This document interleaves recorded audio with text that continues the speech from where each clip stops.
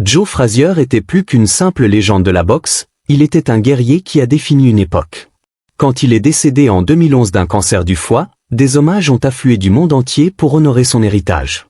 Le boxeur légendaire pouvait maintenant baisser les poings et reposer en paix, ou pouvait-il?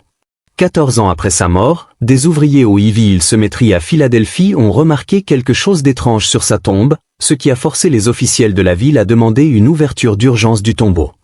Entourés de scientifiques inquiets, ils ont retiré la dalle de marbre et révélé un secret qui les a tous laissés sous le choc. L'adieu d'un champion. En septembre 2011, le monde apprenait une nouvelle dévastatrice. Le légendaire boxeur Smoking Joe Frazier avait été diagnostiqué d'un cancer du foie. La maladie avait progressé rapidement au moment de sa découverte, lui laissant peu de temps pour se battre.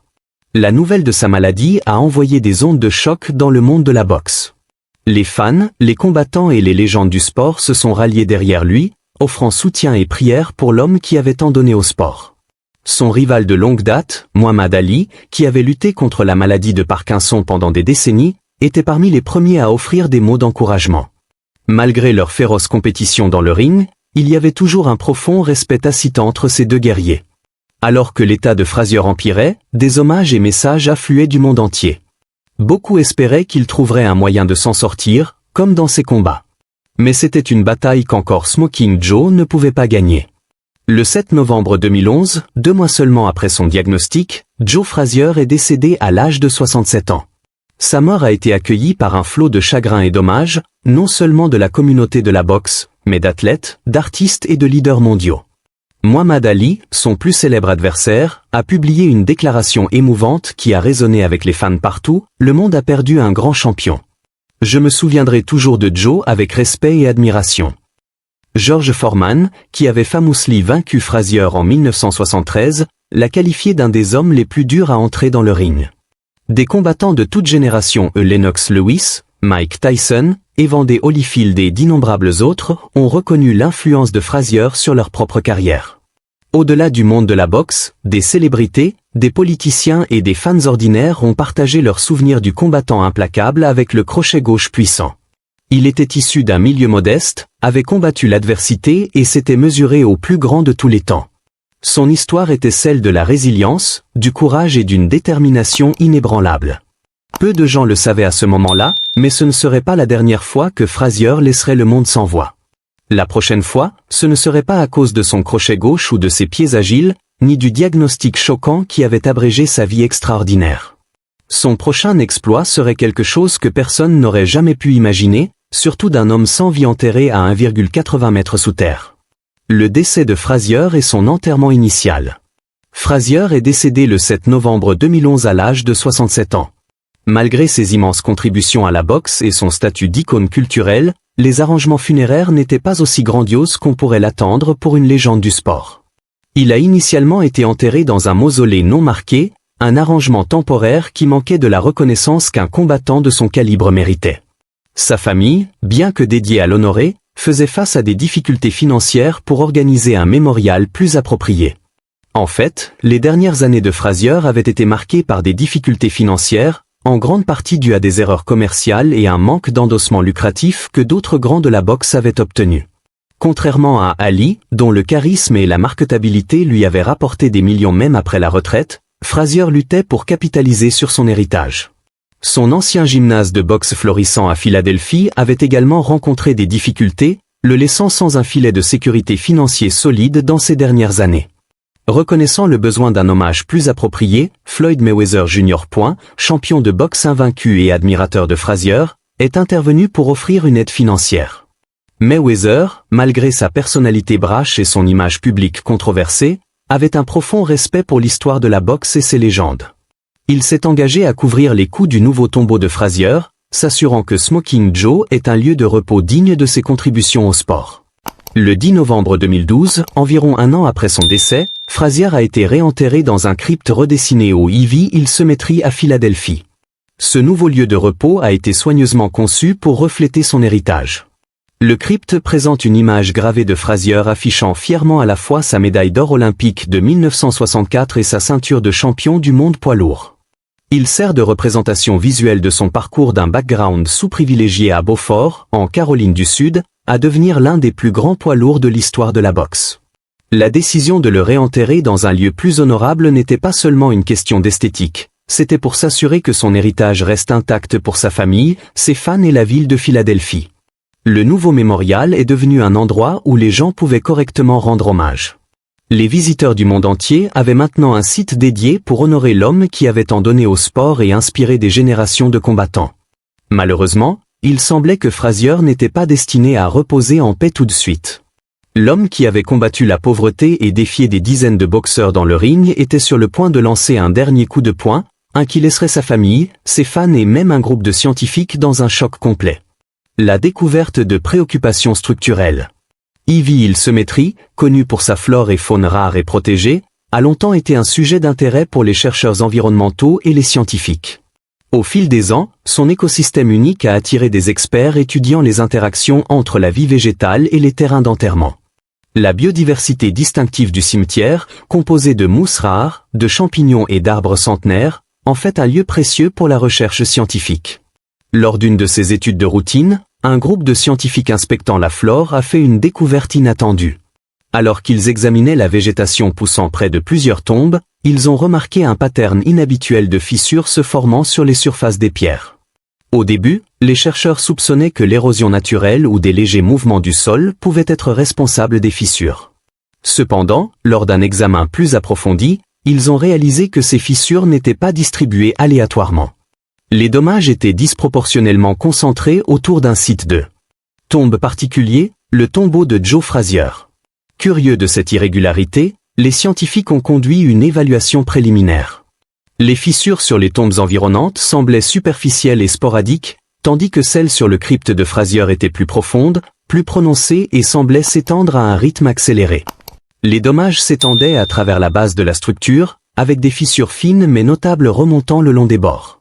Bien que l'usure et l'érosion soient attendues dans les cimetières anciens, la gravité des fissures dans cette zone spécifique se distinguait.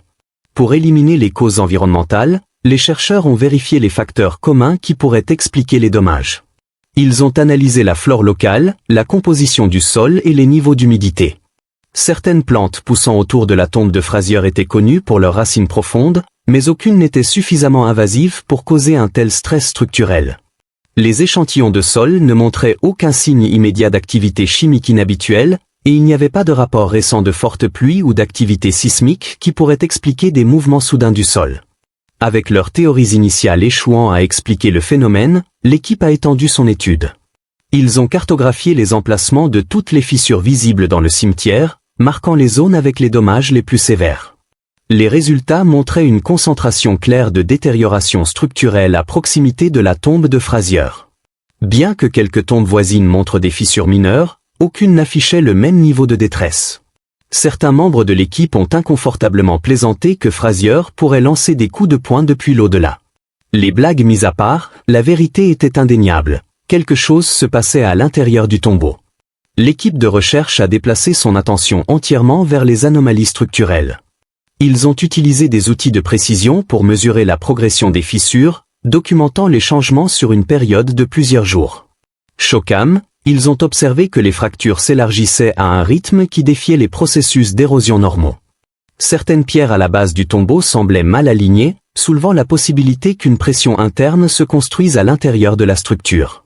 Inquiets de ce changement rapide, les autorités du cimetière ont cherché l'expertise d'ingénieurs structurels.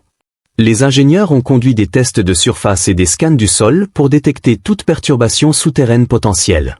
Les scans ont écarté la possibilité d'un effondrement ou d'un déplacement majeur du sol, mais ils ont révélé des mouvements subtils sous la tombe de Frazier. Ces mouvements, bien que minimes, étaient hautement inhabituels dans un cimetière où la plupart des tombes restaient intactes pendant des décennies. Sans cause définitive trouvée, les discussions se sont tournées vers des explications potentielles. Certains experts spéculaient que des niveaux d'eau souterraine fluctuants pourraient exercer une pression sur le vault d'enterrement. D'autres se demandaient si des racines d'arbres pourraient exercer une force de dessous, bien qu'aucun grand arbre ne soit situé assez près du crypte pour expliquer l'étendue des dommages. Pourtant, l'aspect le plus puzzling restait. Les fissures étaient centrées principalement autour de la tombe de Frazier, avec les tombes environnantes montrant peu ou pas de dommages significatifs. L'inquiétude croissante a mené à de plus amples consultations avec des ingénieurs structurels et des officiels du cimetière.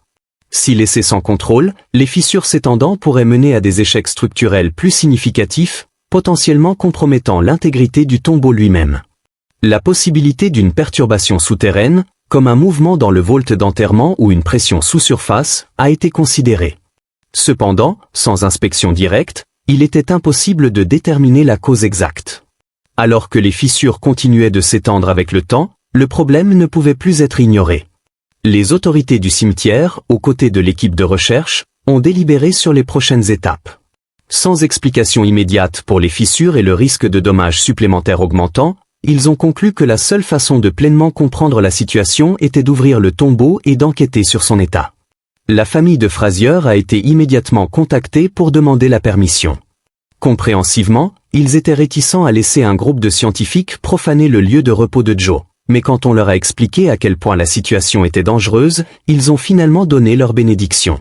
14 ans après sa mort, le sommeil éternel de Smoking Joe Frazier était sur le point d'être perturbé. Les scientifiques allaient-ils vraiment le trouver en position de combat, poing levé et prêt à frapper, ou allaient-ils confirmer qu'après sa mort, Frazier n'était devenu qu'un corps comme un autre? L'ouverture du tombeau. Le jour choisi, une équipe d'ingénieurs structurels, de scientifiques et d'officiels du cimetière s'est réunie au Ivy Hill Cemetery pour superviser le processus délicat d'ouverture du crypte. Étant donné la détérioration inattendue et rapide de la tombe, des mesures de sécurité strictes ont été mises en place pour prévenir d'autres dommages.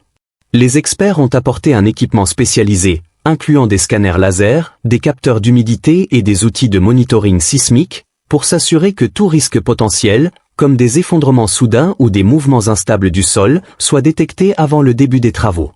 L'équipe de recherche a revêtu un équipement de protection, incluant des gants et des respirateurs, pour se protéger contre une exposition potentielle à la poussière, la moisissure ou toute substance inconnue dans le crypte. Les autorités locales étaient également présentes pour s'assurer que le processus adhérait aux directives légales et éthiques. Étant donné la signification historique de Frazier, un grand soin a été pris pour maintenir le respect pour le site d'enterrement tout en adressant le besoin urgent d'enquêter sur la cause des anomalies structurelles. Le processus de décellage du tombeau a commencé par le retrait des dalles protectrices extérieures. Les ingénieurs ont travaillé avec prudence, utilisant des outils de précision pour desserrer la pierre sans causer de fissures supplémentaires ou déstabiliser davantage le site. Alors que l'équipe chipait la couche extérieure, de la poussière et de petits fragments de pierre se libéraient, se déposant dans l'air avant de dériver vers le sol. Alors que la dalle finale était soigneusement soulevée, une étrange immobilité s'est installée sur le site. Un courant d'air frais mais notable s'est échappé de l'intérieur du tombeau, indiquant que la chambre interne n'avait pas été entièrement scellée. Ce changement inattendu de pression d'air a dérangé certains chercheurs, car cela suggérait la présence de gaps ou d'ouvertures qui n'auraient pas dû exister dans un crypte structurellement sain.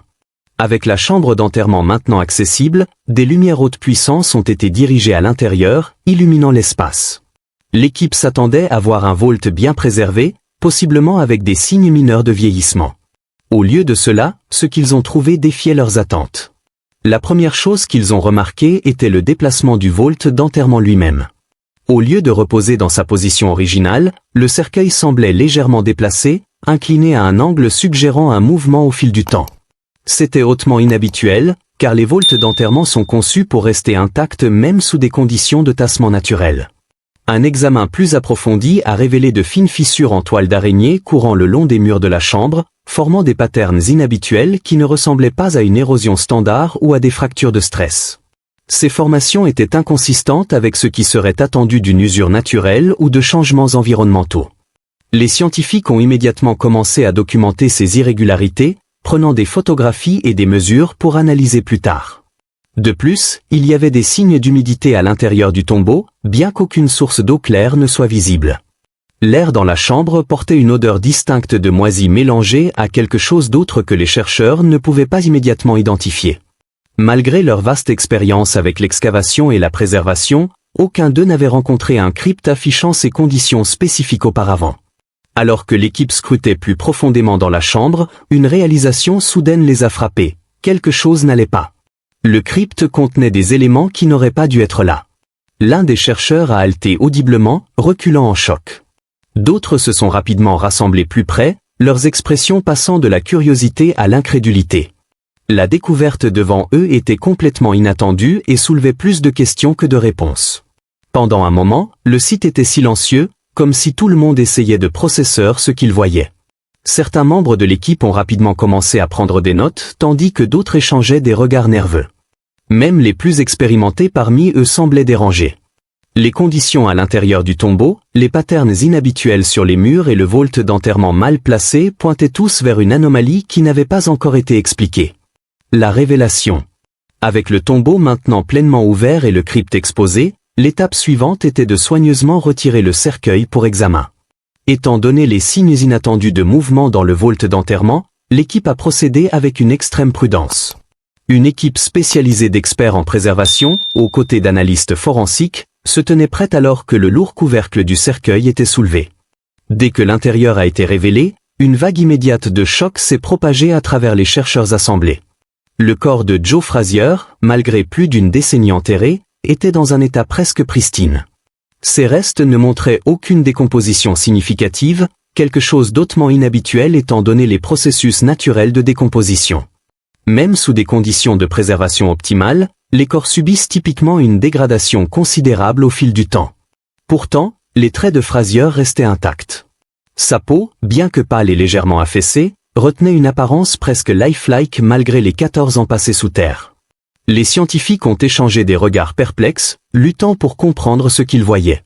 La préservation du corps n'était pas le résultat d'une méthode d'embaumement connue seule, il était évident qu'un soin extraordinaire avait été pris pour maintenir la condition finale de repos du légendaire boxeur. Les experts forensiques ont immédiatement commencé une analyse thorough, collectant des échantillons et documentant chaque détail visible. Malgré la préservation inhabituelle, il n'y avait aucune indication de momification artificielle ou de traitement chimique au-delà de l'embaumement standard. Au lieu de cela, les preuves pointaient vers une maintenance exceptionnelle par les caretakers du cimetière. Ce niveau de préservation est remarquable, a noté un chercheur. Cela suggère un effort intentionnel pour s'assurer que les restes de Frazier soient gardés dans les meilleures conditions possibles. En effet, il est devenu de plus en plus clair que ce responsable du cimetière avait fait de grands efforts pour préserver le corps du légendaire boxeur. C'était un geste extraordinaire de respect, s'assurant que son héritage endure non seulement en mémoire, mais en forme physique aussi. Le cimetière, connu pour sa dédication à la conservation et son upkeep méticuleux, avait étendu cette même philosophie au lieu de repos de Frazier. C'était un acte de dévotion, une promesse silencieuse que l'homme qui s'était autrefois dressé grand dans le ring de boxe ne serait jamais oublié. Smoking Joe avait peut-être passé ses dernières années vivantes dans une pauvreté relative, sans personne pour porter son héritage ou rappeler au monde son infâme crochet gauche, mais tout le monde n'avait pas oublié le légendaire boxeur. Frazier pourrait être parti, mais sa mémoire ne l'était pas, et ne le serait jamais.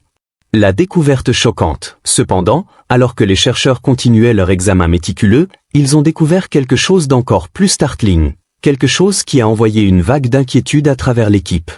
Gisant juste sous la cage thoracique, précisément là où le foie de Frazier avait été, se trouvait une grande masse séchée, sombre de couleur et durcie en texture. La mystérieuse masse se distinguait starkly contre les restes autrement bien préservés. Les experts ont immédiatement reconnu que cette anomalie était anormale, une indication claire que quelque chose avait terriblement mal tourné dans le corps de Frazier avant son décès. La découverte a soulevé des questions urgentes. Qu'était exactement cette masse séchée?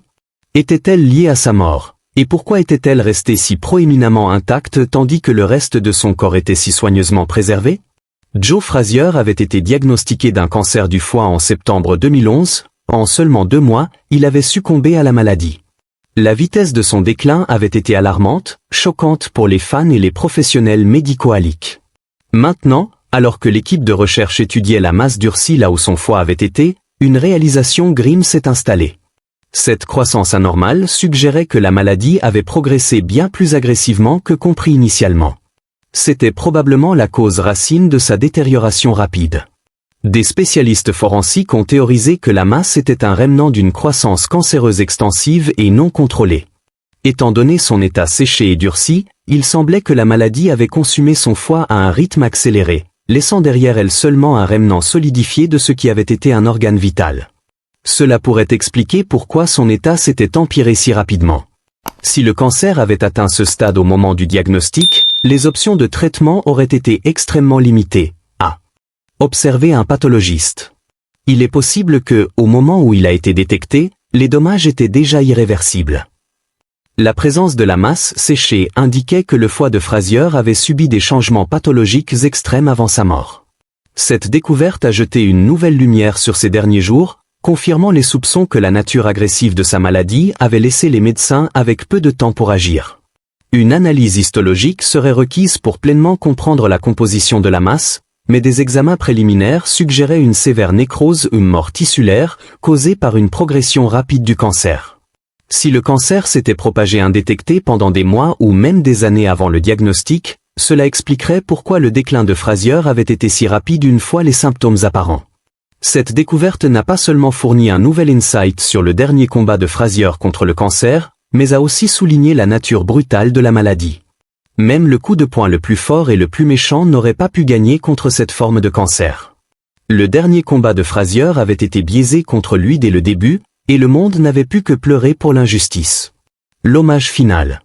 Avec la révélation de son nouveau monument, l'histoire du lieu de repos final de Joe Frazier a bouclé la boucle.